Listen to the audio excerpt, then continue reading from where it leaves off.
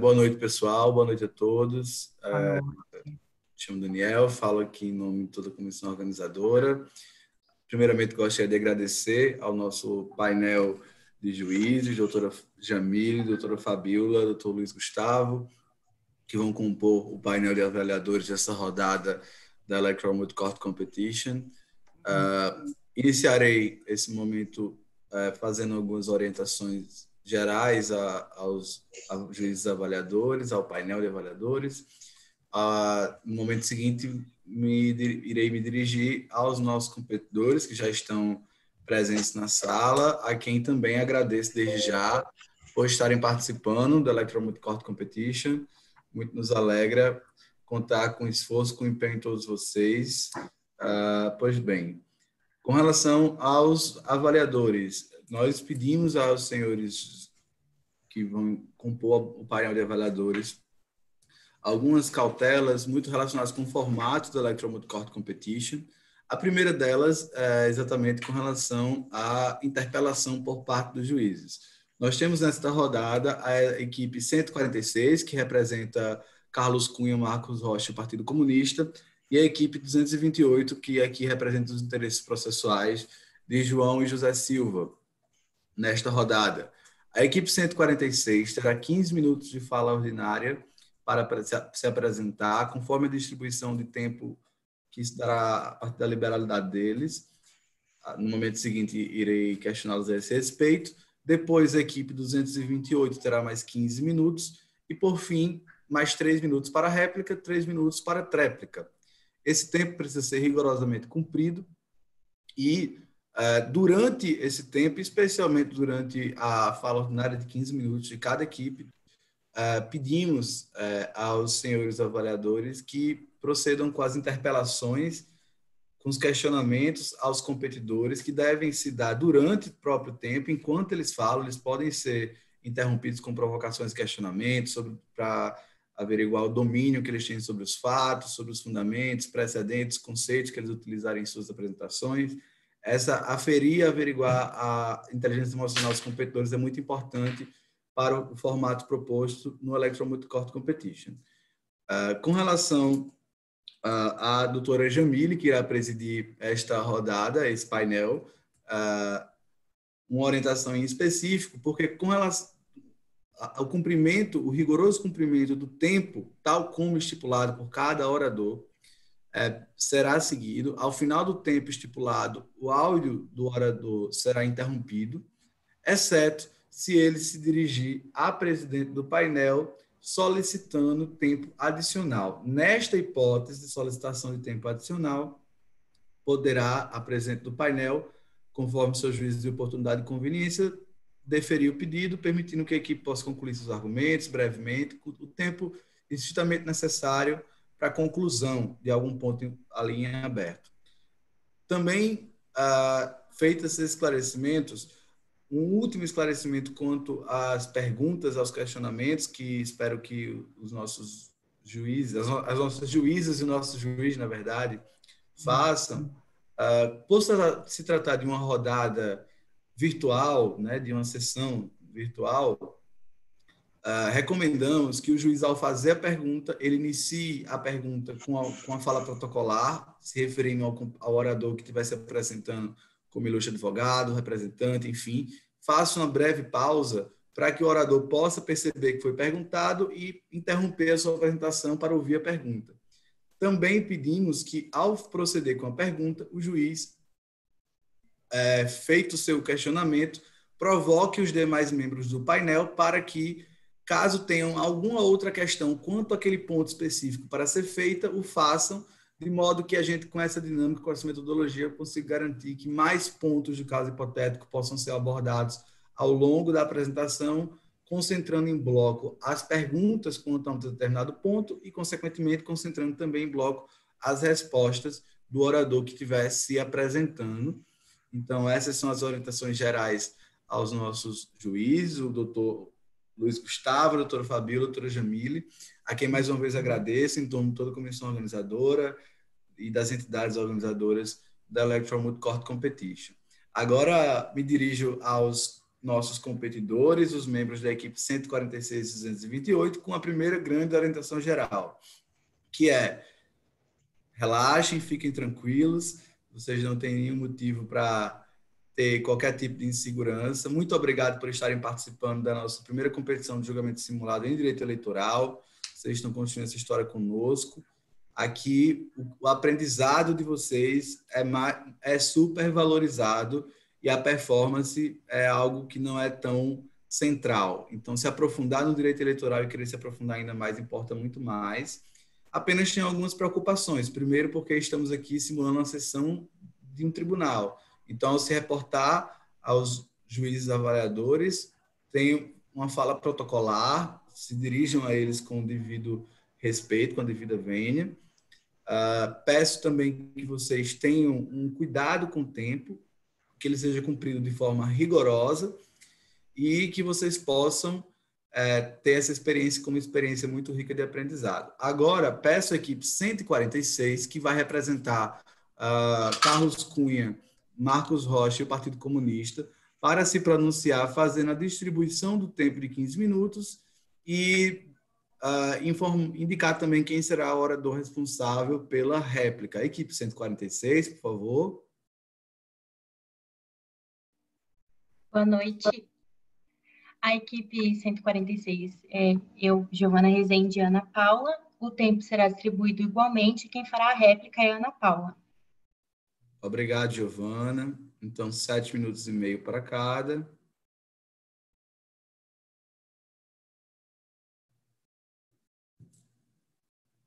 Só um instante para tomar nota.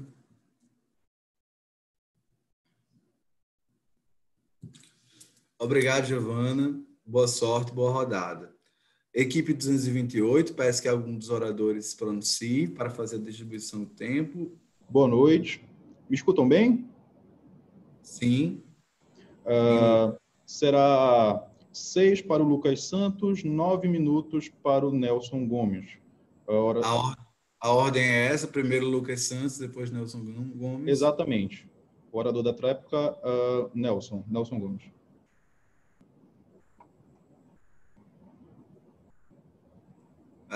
Perdão, Lucas, mais uma vez. 6 minutos para você e 7 minutos para o Nelson. 9 para o Nelson. E orador da tréplica, o Nelson. Obrigado. Bem, como informado, a equipe 146 faz sua apresentação por 15 minutos, conforme o tempo estabelecido pela própria equipe. Logo em seguida, a apresentação de 15 minutos da equipe 228, a réplica da equipe 146 de 3 minutos e a tréplica da equipe 228 por mais 3 minutos. A partir de agora, terá início a rodada. Desejo a todos vocês tranquilidade, sorte, que seja uma grande rodada, uma grande experiência. Passo a palavra à doutora Jamile, que irá presidir o painel, com quem vocês agora se relacionam, a presidente do Tribunal Superior Eleitoral, nesta noite. E, com relação aos informes da comissão, qualquer dúvida, isso serve tanto para os competidores quanto para os avaliadores, podem fazer pelo chat, que estamos aqui atentos à rodada para dar qualquer apoio a vocês. Muito obrigado, tenham uma boa rodada, um grande trabalho. Mais uma vez, obrigado. Boa noite a todos e todas. Me ouvem? Okay. Primeiramente, gostaria de agradecer em nome do IPRAD e a honra de compor essa avaliação, também representando aqui o Tribunal Regional Eleitoral do Paraná, órgão da onde sou servidora, e com grande prazer de dividir a mesa e os trabalhos com o Dr. Luiz Gustavo, doutora Fabíola, brilhantes advogados eleitoralistas do nosso estado, que já é reconhecido nacionalmente pela qualidade dos seus juristas, né? Qualidade, inclusive, de exportação dos nossos advogados eleitoralistas. Então, dito isso, vamos dar início à sessão de julgamento dessa noite, dia 20 de julho de 2023, e vou apregoar aqui para julgamento os recursos eleitorais interpostos por Carlos Cunha, Marcos Rocha e Partido Comunista, João Silva e José Silva, sendo recorridos os mesmos. Estando o relatório lançado nos autos e havendo manifestação prévia dos senhores advogados relativamente à dispensa da leitura do relatório, eu chamo agora à tribuna as senhoras advogadas que falarão em nome dos recorrentes e recorridos, Carlos Cunha, Marcos Rocha e Partido Comunista. Doutora, com a palavra, pelo prazo regimental. Boa noite, excelentíssimos senhores julgadores, excelentíssima ministra relatora desta corte. Cumprimento também aos advogados da parte contrária e os aqui que estão presentes. Bom, dispenso o relatório do caso, que já foi muito bem anteriormente relatado. Bom, então vamos aos fatos. De antemão, venho aqui a análise dos fatos que originaram a interposição deste recurso ordinário por Marcos Rocha, Carlos Cunha e Partido Comunista. Além disso, vou também dar a explanação aqui, já também declarando o interesse recursal destes recorrentes, visto que ainda há fatos que devem ser analisados por esta Corte Superior, que devem ser levados em consideração na condenação dada a devida proporcionalidade à gravidade dos atos cometidos por os então irmãos Silva. Bom, em relação ao fato levantado pela parte contrária sobre a legitimidade do Partido Comunista em propor a ação de impugnação de mandato eletivo, temos que é uma alegação que não se deve prosperar, já que o mandato eletivo, a ação de impugnação de mandato eletivo, ocorre logo após a diplomação dos candidatos. E a coligação, ela se desfaz até a diplomação destes candidatos. Portanto, há sim a legitimidade do Partido Comunista em propor a ação AIME. Em vista disso, ainda vamos falar aqui, excelência, em relação a isso, que o Partido Comunista não iria propor uma ação se fosse desnecessária, visto que há gravidade nos atos cometidos, além de que eles participavam da coligação onde havia os irmãos Silva dessa forma. Então, há sim a legitimidade do Partido Comunista. Bom, em relação ao litisconsórcio passivo necessário levantado, entende a Corte Superior, esta Corte Superior, que há a desnecessidade do litisconsórcio passivo quando, entre o autor, o agente executor da ação e o candidato beneficiado, há uma anuência em relação aos fatos ocorridos. Dessa forma, como entendimento da Corte Superior, que também já foi mencionado nos nossos memoriais, temos aqui que o litisconsórcio passivo necessário pode ser afastado neste caso. Em relação ao ajuizamento da AIGE, antes mesmo do registro de candidatura dos irmãos Silva, a AIGE proposta inicialmente por Carlos Cunha, vemos aqui que esta alegação da parte contrária não deve prosperar, já que é um objeto que tornou-se precluso, já que deveria ser discutido na Corte Regional em sua própria defesa. Em relação à suspeição do relator, que foi também dada nas alegações da parte contrária, vemos que há, com todo respeito, um equívoco lançado nos memoriais da equipe da parte contrária, já que a suspeição, eles alegaram que a suspeição foi realizada pelo ministro relator do caso. Caso aqui que não ocorre porque o recurso ordinário subiu recentemente nesta Corte Superior, portanto, creio eu que estávamos se referindo à suspeição do desembargador relator na Corte Regional.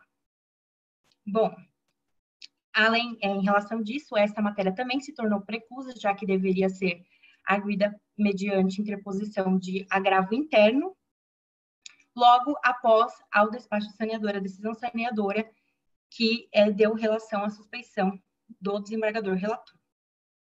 Em relação à licitude da gravação ambiental que foi discutida na Corte Regional e dada também o entendimento da Corte Regional como lícita, essa deve prosperar em face da decisão da Corte Regional, visto que há precedentes nesta Corte Superior que entendem pela gravação ambiental como lícita, mesmo sem a anuência dos interlocutores e mediante sem autorização judicial, visto que o objeto é a legitimação do pleito.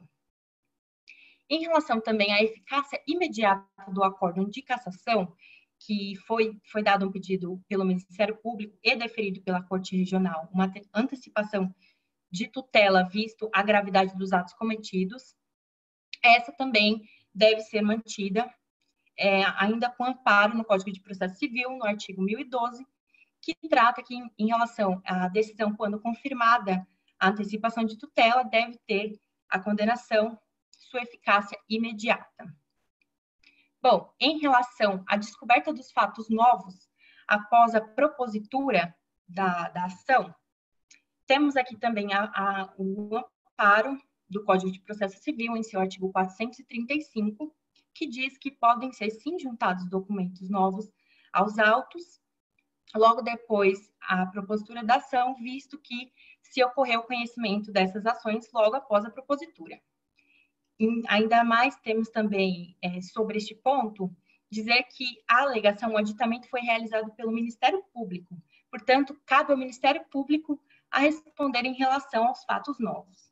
Bom, por fim, gostaria de pedir aqui o reconhecimento da desnecessidade do litisconsórcio passivo necessário, além do reconhecimento em relação à gravação ambiental dada como lista para reconhecer também a captação ilícita de sufrágio. Passo, então, a palavra para a minha colega, Ana Paula de Assis Matias. Antes disso, doutora, eu gostaria que a advogada me esclarecesse em relação ao argumento de necessidade de interposição de agravo interno e preclusão da decisão. Não se aplicaria aí a questão da recorribilidade das decisões interlocutórias no direito eleitoral? Não, neste caso, caberia sim o agravo interno, visto que há entendimento nesta Corte Superior, também na Corte Regional, que cabe o agravo interno quando há a decisão de suspeição, ainda mais pelo fato de que a suspeição ela é levantada de foro íntimo do próprio julgador. Perfeito. E ainda considerando que a gente tem um pouquinho de tempo, eu gostaria que a advogada fizesse a distinção. Existe distinção em relação ao reconhecimento da licitude da gravação ambiental, se ela é feita em ambiente interno ou externo, público ou privado? Bom, a Corte Superior, a jurisprudência em relação a isso, anteriormente houve alguns entendimentos que entendiam pela ilicitude da gravação, mas agora em entendimentos recentes, em relação à gravação ambiental, pode ser ocorrida, assim, em ambiente interno, privado, bem como em ambientes públicos, quando se dada a proteção, né, da legitimidade das eleições. Ok, obrigada. Com a palavra, a doutora Ana Paula. Excelentíssimos doutores ministros dessa Corte Superior, cumprimento também a parte contrária e os demais presentes. Boa noite. Passarei agora a análise do mérito dos memoriais apresentados pela parte contrária, em complemento ao que a minha colega Giovana alegou. No que diz respeito ao item 3.1 destes memoriais, a parte contrária trata de propaganda antecipada. Nesse item, eles alegam que, para ensejar propaganda antecipada, é necessário pedido explícito de voto.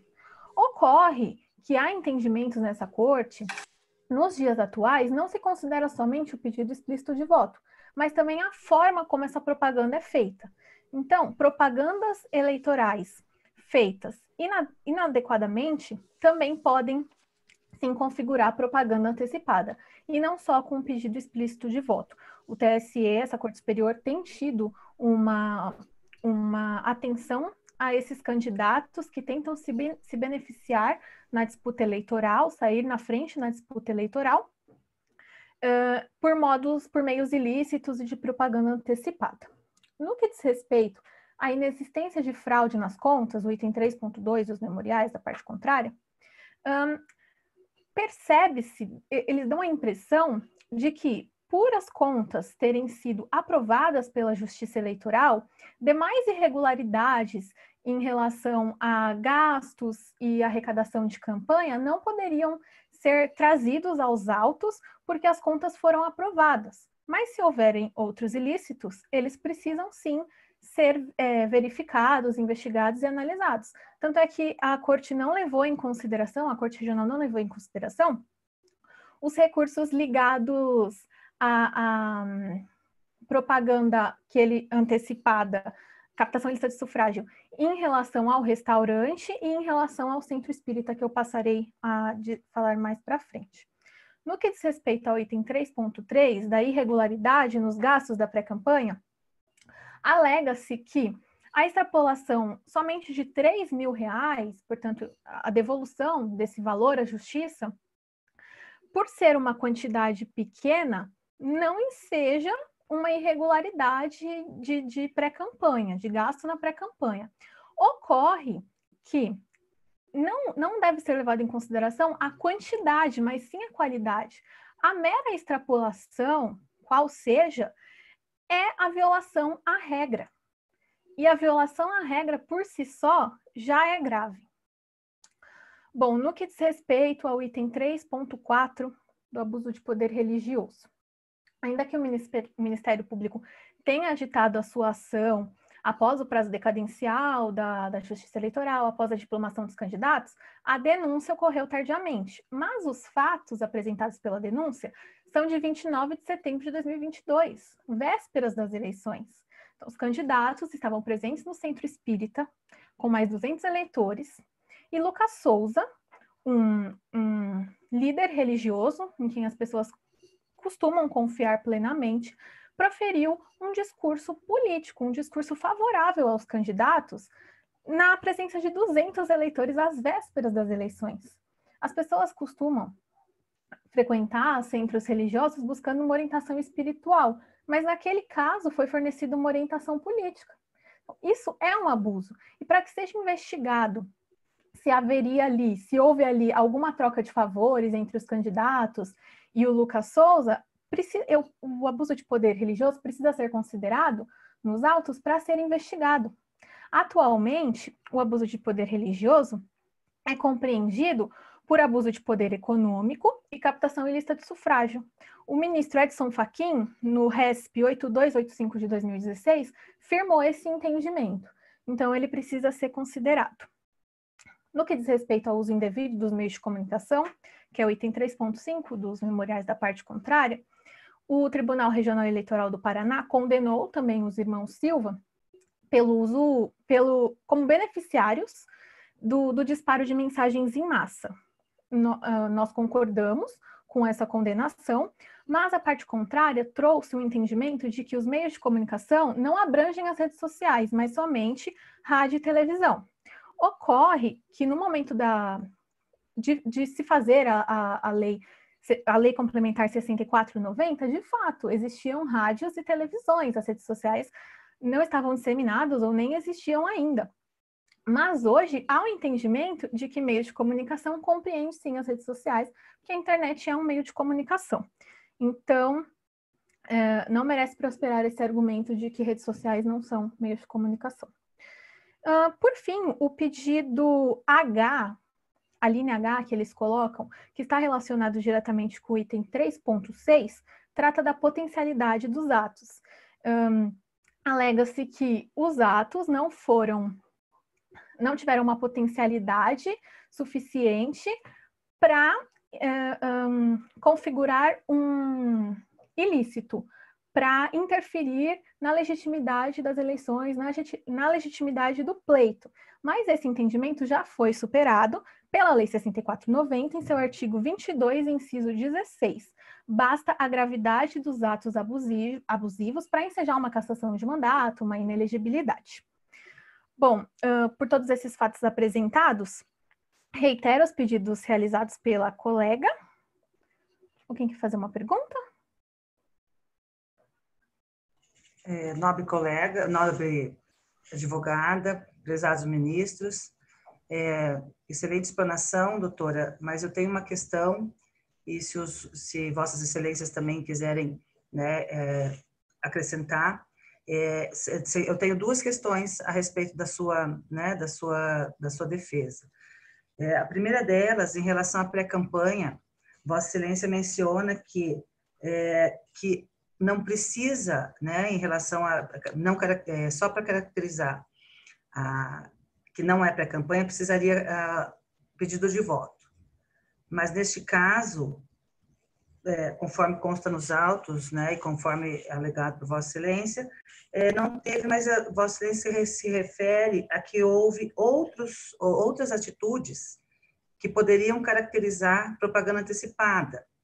E a senhora poderia esclarecer esse ponto, né, um pouco melhor? E a outra questão é a seguinte, que em relação ao abuso de poder religioso, a doutora menciona que ele é equivalente a poderia ser equivalente a outro abuso que caracterizaria, sim, abuso de poder econômico.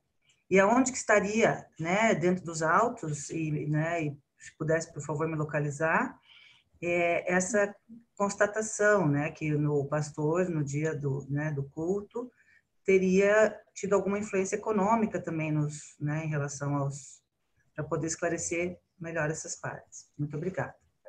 Senhora presidente, eu tenho uma pergunta correlata. Faço agora ou aguardo a resposta da ilustre advogada? Pode complementar, doutor. No gancho do que mencionou a excelentíssima doutora Fabíola, consta dos memoriais entregues a essa corte, doutora Ana Paula e doutora Giovana, que caracterizaria ainda o abuso, o excesso do uso dos veículos de comunicação, a realização de entrevistas. Eu tenho uma questão de fato a ser solucionada por Vossas Excelências, pelas causídicas. Em que período foram dadas essas entrevistas? Até para a gente contextualizar a luz do artigo 45 da Lei 9504. Tudo bem. Acredito que o tempo tenha extrapolado, mas posso continuar? Posso proceder? Pode continuar, doutora. Okay.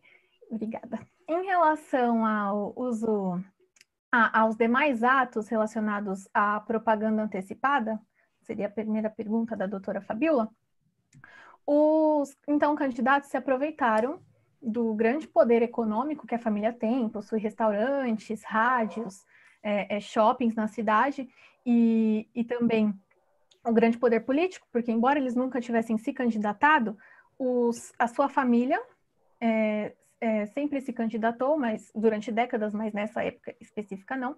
Então, eles realizaram diversas entrevistas à rádio da família, os outros candidatos também, mas o João Silva prestou 4 entrevistas a mais, tendo uma vantagem, e os meios de comunicação deles também, eles contrataram empresas para fazer propaganda, a propaganda antecipada também está no que diz respeito ao restaurante, à captação ilícita de sufrágio que eles tentaram captar.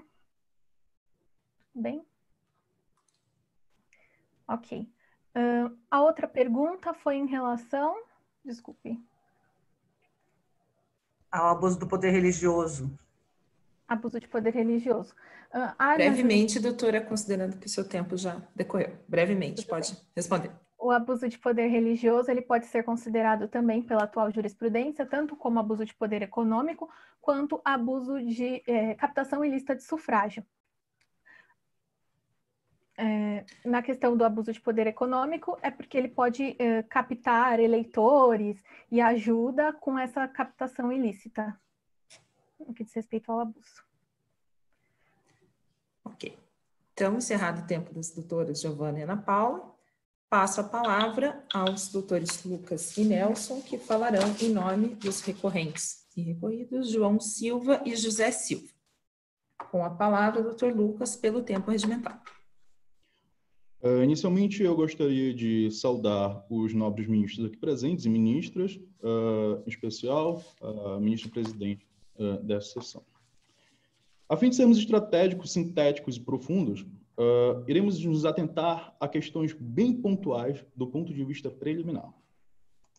Primeiro, quanto ao litisconsórcio passivo necessário, reside na decisão ACOR uma grande ilicitude que inclusive devem ensejar a nulidade do processo, tendo em vista que apenas constam no polo passivo os nossos clientes, que são supostos beneficiários das ações de Pedro Almeida, que é o suposto agente que praticou a irregularidade eleitoral descrita como captação ilícita de sufrágio. Nós gostaríamos de lembrar a esta Corte que tal erro em matéria processual afeta diretamente o direito da ampla defesa do nosso cliente e, inclusive, nos faz até achar que a acusação tenta perseguir o nosso cliente. Ademais, nós embasamos o pedido de nulidade da ação ACOR por conta da inobservância da composição do polo passivo obrigatório no artigo 115 do Código de Processo Penal, artigo 115, inciso 1º. Gostaria de lembrar também que o Código de Processo Penal é subsidiário a esta Corte. No que tange a nulidade da sentença quando há a inobservância desse pressuposto, tendo em vista que a inobservância do polo passivo obrigatório pode ensejar e afeta o direito ao pleno contraditório de todo o polo passivo. Conseguinte a isso e embasando os nossos argumentos, o recurso especial eleitoral número 8547, relatado pelo nobre ministro Herman Benjamin, confirma isto. Por seguinte, no que versa da ilicitude da prova de gravação ambiental, o legislador constituinte protege, no artigo 5º, inciso 10º da Constituição, o direito à privacidade dos nossos clientes. E foi justamente esse direito fundamental, que foi ferido com as gravações ambientais. Portanto, tendo em vista tal ilicitude constitucional, a prova trata-se de ser concluidamente uma prova ilícita. E embasamos o nosso pedido de nulidade da sentença que se utiliza de prova ilícita no artigo 5º, inciso 56 da Constituição Federal, tendo em vista que o processo que baseia-se em provas provenientes de ilicitude embasa seus resultados na antijuridicidade, tal qual uma árvore envenenada produzirá frutos envenenados. Consoante a isso, no recurso especial eleitoral número 34-26, proveniente da Bahia, o nobre ministro relator Marco Aurélio prevê que a regra sempre deve ser a proteção à privacidade, tendo em vista que ela é uma regra constitucional. Gostaríamos também de lembrar a essa Corte que, tendo em vista que a decisão versa sobre um direito fundamental previsto na Constituição, um direito que é extremamente delicado, não cabe a essa Corte versar nem mesmo sobre o aspecto processual que afete direito fundamental previsto na Constituição. A única Corte no nosso país, na nossa República Federativa, competente para versar sobre qualquer aspecto que infrinja qualquer direito constitucional é a Suprema Corte Federal, é o STF. No que essa Corte decidir sobre direito eleitoral, ela é extremamente competente. No que decidir sobre qualquer coisa que afete os direitos fundamentais constitucionais, aí já não reside a sua competência. Passando o seguinte, da descoberta de fatos novos após a propositura da ação, o grupo fala, a parte contrária ensejou o artigo 493 do CPC. Gostaríamos de lembrá-los que o artigo 493 do Código de Processo Civil permite o aditamento, portanto, que ele não resulte na mudança do cerne da lide. E a aceitação de fatos novos no processo em questão, ele feriria a regra de estabilização da demanda prevista no artigo 319, inciso 3 do Código de Processo civil. Por fim, peço a nulidade desse processo, por inobservar o polo passivo necessário e a nulidade da ação que é subsidiada por prova ilícita.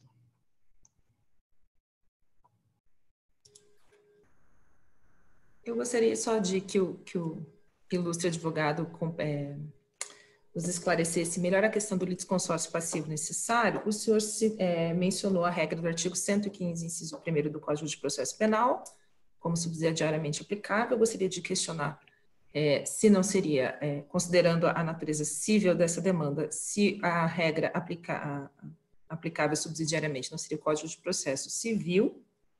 E também em relação ao litisconsórcio passivo, o senhor afirma que o senhor Pedro Almeida deveria constar dos autos. Gostaria que o senhor me esclarecesse se ele agiu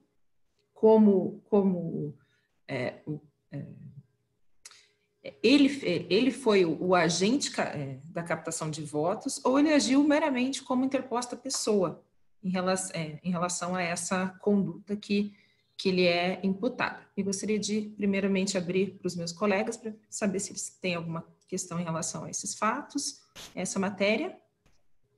Senhora presidente, Pois é. Pegando um gancho no que Vossa Excelência questionou, nos memoriais da parte adversa, doutor Lucas, a citação de um precedente da ministra Rosa Weber, de setembro de 2016, dizendo que é desnecessária a formação de litisconsórcio entre candidato beneficiado e agente executor de conduta vedada, quando atua na qualidade de simples mandatário, que é o questionamento da doutora Jamile, da excelentíssima presidente, né?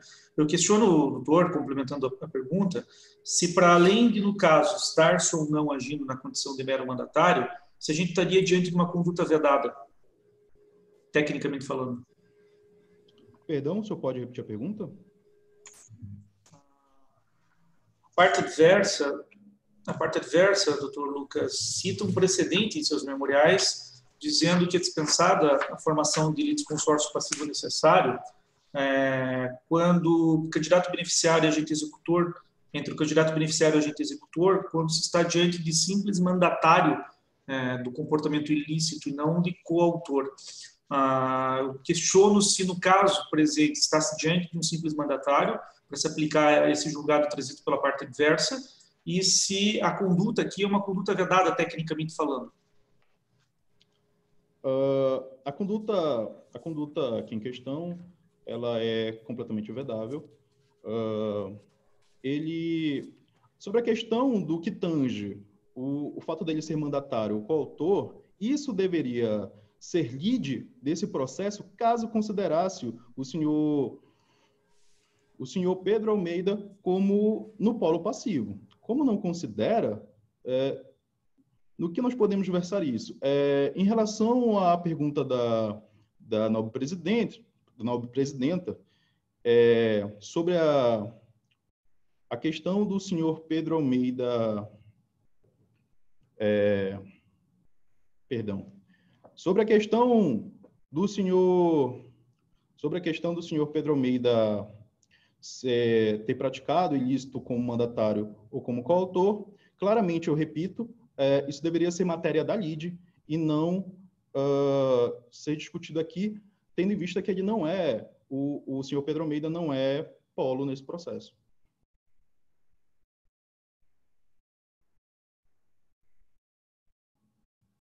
Em relação ao questionamento do ministro Luiz Gustavo sobre a conduta vedada, o senhor tem alguma coisa a considerar? Se a conduta for provada como verdadeira, completamente vedável. Ok.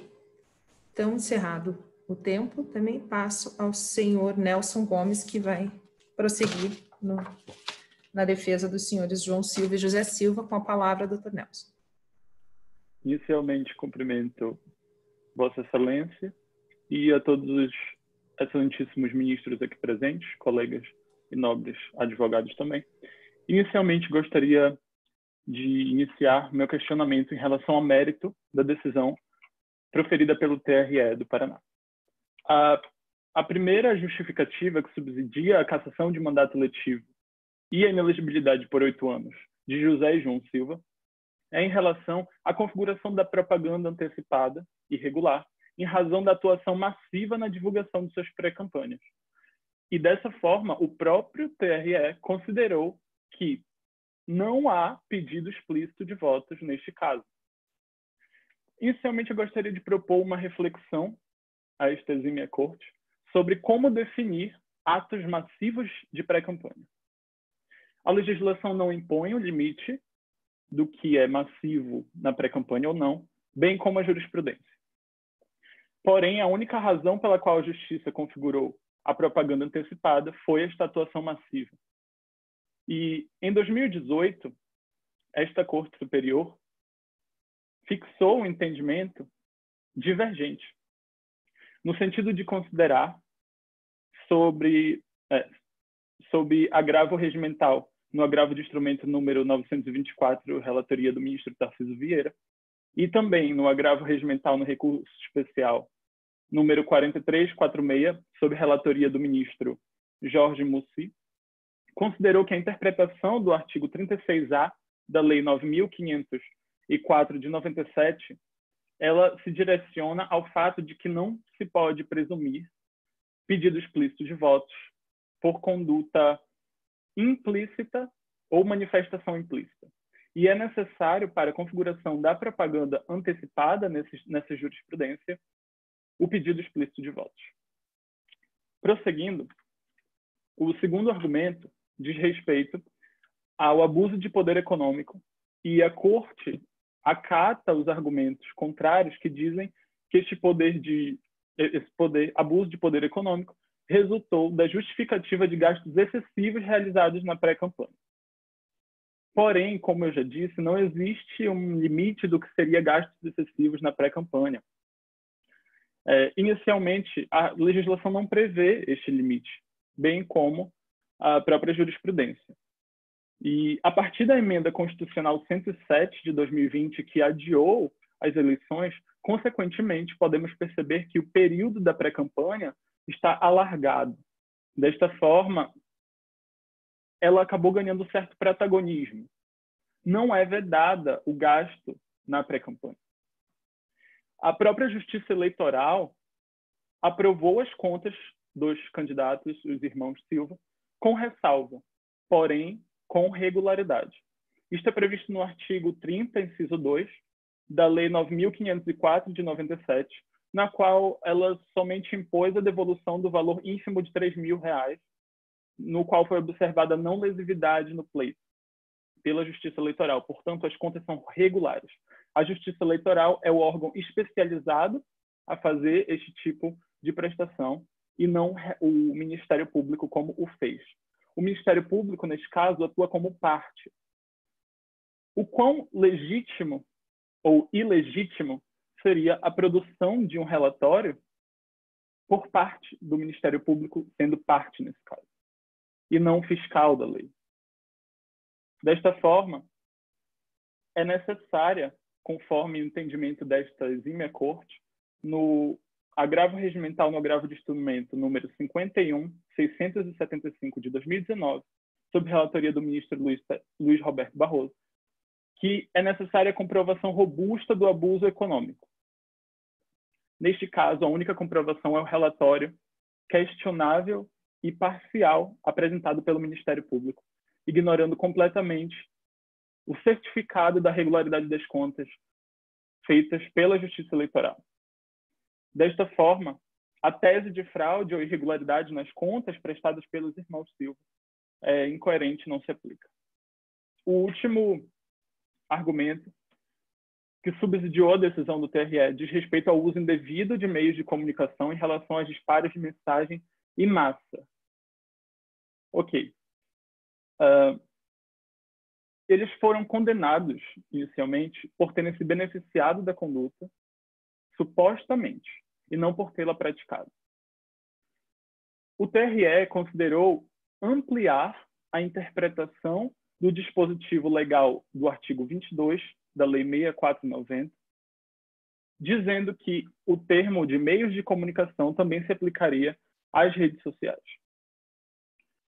No entanto, não é possível que uma norma que restrinja um direito constitucional como os direitos políticos, seja interpretada de forma extensiva.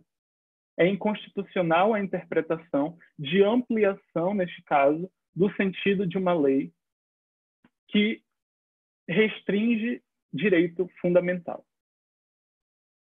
Além disso, este Tribunal Superior, em sede de recurso especial número 3.102/2019, sob relatoria do ministro Tarcísio Vieira Neto, fixou o entendimento de que é necessária a análise da potencialidade da conduta gerar ou não efetiva intervenção no pleito eleitoral, bem como analisar o grau da reprovabilidade do fato. Aqui é perceptível que não houve intervenção no pleito eleitoral, no caso exposto. E também, conforme os elementos fáticos da página 7 do caso, o conjunto probatório que justifica esta acusação, ele se resume na juntada de 15 prints de mensagens na AIJA ajuizada por Marcos Rocha. E eu pergunto, em meio a um período de revolução tecnológica, será que 15 prints são suficientes para configurarem disparos em massa de mensagens e não somente isso, mas influenciarem de forma interventiva no pleito eleitoral? Isso foi suficiente para caracterizar a gravidade? Logo, o professor José Jairo Gomes deixa uma reflexão importantíssima sobre isso.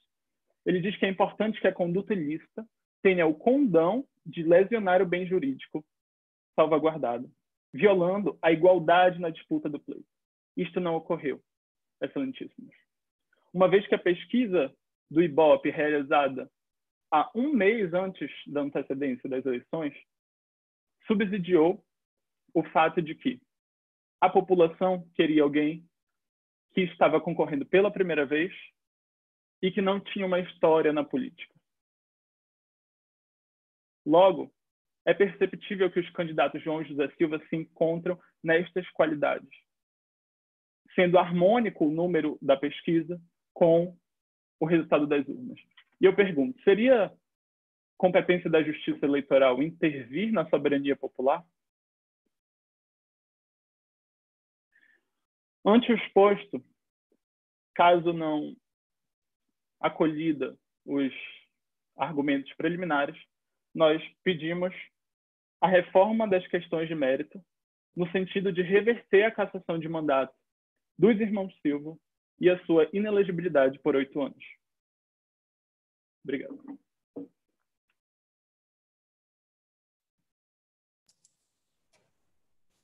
Questiono aos excelentíssimos ministros se tem alguma pergunta ao Dr. Nelson. Então, não havendo nenhuma interpelação, eu passo agora a palavra à doutora Ana Paula, que fará a réplica pelo prazo de 3 minutos em nome de Carlos Cunha, Marcos Rocha e Partido Comunista. Doutora, com a palavra. Muito obrigada. Senhores, em relação às gravações ambientais, há uma colisão de direitos fundamentais. O direito à privacidade é um direito fundamental, sim, mas o direito ao voto também. E quando se trata de indícios de captação ilícita de sufrágio e atos que dizem respeito às eleições, o direito fundamental ao voto, a uma eleição democrática, a lisura das eleições, deve prevalecer nesse caso em relação à colisão dos direitos fundamentais. A questão do litisconsórcio passivo já é algo superado por essa corte, de que ele é desnecessário. Pedro Almeida e Lucas Souza não precisam constar no polo passivo, como litisconsortes nesses casos. Em relação às condutas, as condutas são graves, não é necessário a potencialidade dos atos, somente a gravidade destes para configurar ilícito, ato abusivo. Isso é um entendimento que vem com a Lei Complementar 64, desde 2010. A Lei Complementar, isso. Quanto aos 15 prints de mensagens, são 15 prints que estão nos autos, mas isso não significa que hajam outras mensagens que também foram divulgadas. Quando se trata de disparo de mensagens em massa, há de se investigar outros. E fico por aqui, agradeço. A palavra, então, o doutor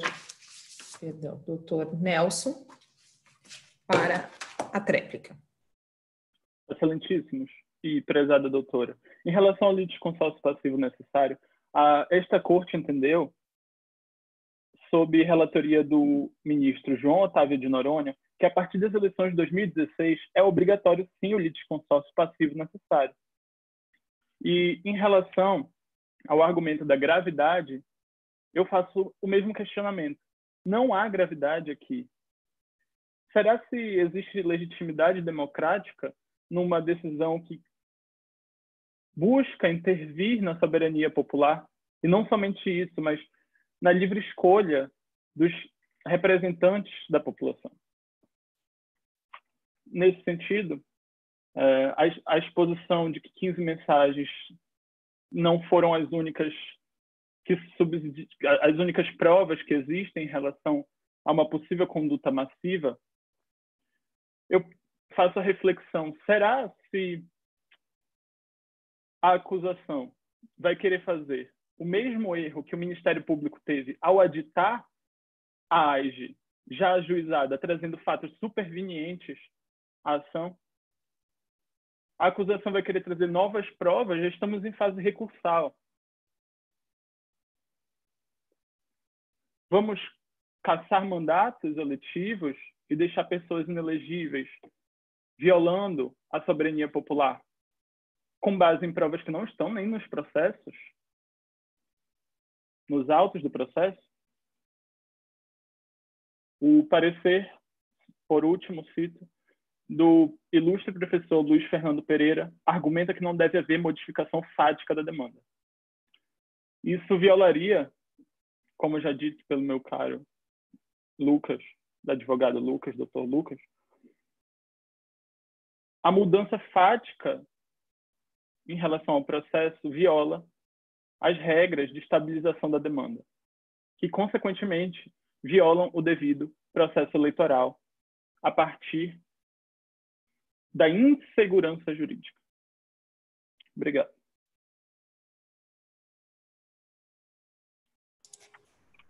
Encerrados os debates orais, eu comunico aos senhores que a Corte se reunirá oportunamente para o julgamento da demanda.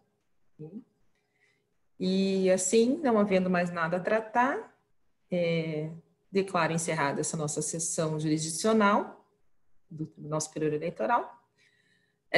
Mas, ainda aproveitando o tempo de fala aqui da nossa sessão do Zoom, gostaria de agradecer ao pessoal da organização, primorosa organização, inclusive, que está nos facilitando bastante os contatos, né, as explicações, enfim, para quem, como eu, está também, como os senhores, iniciando aí no julgamento, né, no parte judicante, e gostaria de parabenizar todos que participaram. Foram todos, eu já tive a oportunidade de ver alguns vídeos das rodadas do período da manhã e me surpreendi positivamente com todas as equipes, com o preparo, com a dedicação dos senhores. Foram excelentes, foram muito, muito bem, muito desenvoltos. Palavra aqui de quem nunca presidiu uma sessão, mas que há quase 13 anos acompanha todas as sessões do Tribunal Regional Eleitoral aqui do Paraná. Então, gostaria de parabenizá-los pelo desempenho dos senhores, pela dedicação e pela iniciativa de participar de um evento tão interessante que propõe uma alteração do ensino jurídico, né? Com a inclusão dessa prática que eu acho tão importante, e que os senhores certamente vão se agradecer daqui a uns anos, né, quando estiverem efetivamente inaugurando nos púlpitos e nas tribunas dos tribunais do nosso país. Então, mais uma vez, parabenizá-los. Gostaria de saber se a doutora Fabiola tem alguma coisa a considerar? Obrigada, Jamile. Primeiramente, eu quero agradecer, né, que eu cheguei atrasada na reunião, porque eu estava abrindo outra. mas eu quero agradecer em nome do Dr. Daniel, né, pelo convite, pela iniciativa. O Brasil está precisando desse tipo de debate, e os operadores do direito, vocês estão aí, serão os futuros operadores do direito. E parabenizar essa equipe, né, tanto a equipe de um lado quanto do outro, pelo preparo que vocês tiveram. Primeiro, pela coragem, né, de estar numa competição como essa. Né, eu estou também notando, como a doutora Jamile já falou também, assisti aos debates da manhã de hoje, e estou achando assim, muito bom, alto nível, vocês estudaram para estarem aqui. E o debate eleitoral é isso mesmo, né? Assim como todas as outras áreas de direito, mas aqui, né, Dr. Gustavo, puxando para a nossa sardinha, a gente debate a democracia verdadeiramente, né, o exercício da democracia. E isso, vocês, operadores do direito, vocês têm que lutar por isso, né? E o nosso país está em construção, a gente é uma república muito jovem, né? Existem ainda algumas distorções, e essa defesa, né? Vocês, assim, muito boa a defesa de vocês realmente estão pelos clientes, e vocês têm que, isso mesmo, vocês estão no caminho certo, a coragem de vocês, né, de estar perante um grupo, mesmo sendo à distância, já mostra a diferença que vocês vão fazer, né? Então, parabéns, continuem assim, estudando sempre, né? Porque o direito eleitoral, vocês viram, é super dinâmico. Hoje, ano eleitoral, houve mudança na véspera das coisas acontecerem, né? Doutor Luiz Gustavo, doutora Jamile vai também, né? Esse ano vai ter bastante embate jurídico, mas é fundamental essa dinâmica do direito eleitoral, muito difícil vocês verão em outras áreas do direito. E parabéns, mais uma vez, parabéns pelos organizadores, e muito obrigada pelo convite. Doutor Luiz Gustavo? Também gostaria de agradecer o convite dos organizadores, agradeço na pessoa do Dr. Daniel pelo convite. Gostaria de dizer que a organização tem sido perfeita, nós estamos sendo muito bem informados dos trâmites. Cumprimentá-los também pela escolha da doutora Jamile para presidir. Acho que ninguém melhor que a doutora Jamile, né, doutora Fabiola? Com toda a experiência de tribunal dela, eu acho que eu não saberia presidir de forma tão coerente e harmônica como ela presidiu. Cumprimentar também a doutora Fabiola, minha colega de Comissão de Direito Eleitoral aqui do Paraná, e dizer a vocês que vocês todos estão de parabéns, debateram muito bem, de forma muito elegante, muito educada entre vocês, e dizer que é muito bom ver o interesse de vocês pelo direito eleitoral. Nós sabemos que direito eleitoral não é uma disciplina obrigatória dos cursos de direito, então as faculdades colocam uma disciplina como optativa, e ver vocês aqui optando por a mais do que estudar o direito eleitoral, colocá-lo em prática, muito gratificante, muito feliz para a gente que é operador do direito, que atua nessa área, de ver que vão ter grandes nomes aí no futuro, e vocês com certeza vão fazer parte deles. Então, gostaria de agradecer de novo ao doutor Daniel e devolvo a palavra.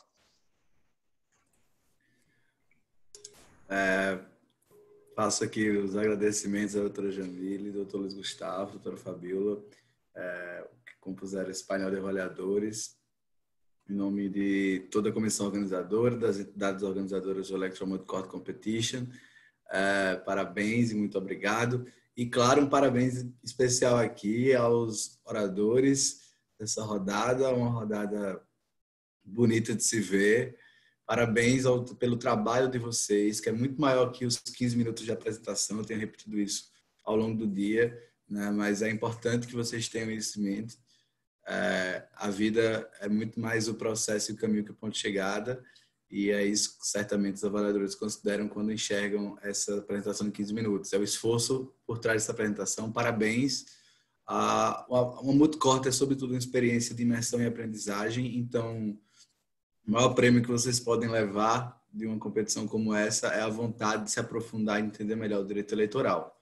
E isso deu para enxergar que vocês têm muito forte, pela apresentação isso ficou muito nítido. Então agradeço a vocês, parabenizo a cada um de vocês competidores, às juízas e aos juízes desse painel de avaliação, parabéns a todos. Eu agradeço, peço aos juízes que compuseram o painel que preencham o formulário de avaliação dos oradores, né, conforme o link disponibilizado, para que a gente possa fazer a contabilização das notas.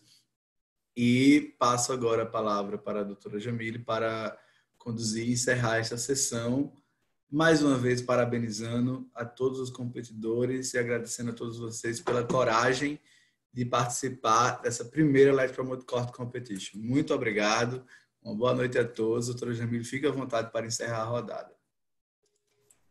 Então, mais uma vez agradecendo ao pessoal da organização, aos meus colegas hoje julgadores, doutora Fabiola, doutor Luiz Gustavo, parabenizando a todos vocês pelo trabalho e pela dedicação. Encerramos a nossa sessão pelo dia de hoje. Boa sorte na competição e talvez nos vejamos mais para frente aí nesse processo. Boa noite a todos. Boa noite, obrigada. Boa noite, obrigado. Boa noite. Sucesso a todos vocês. Obrigado.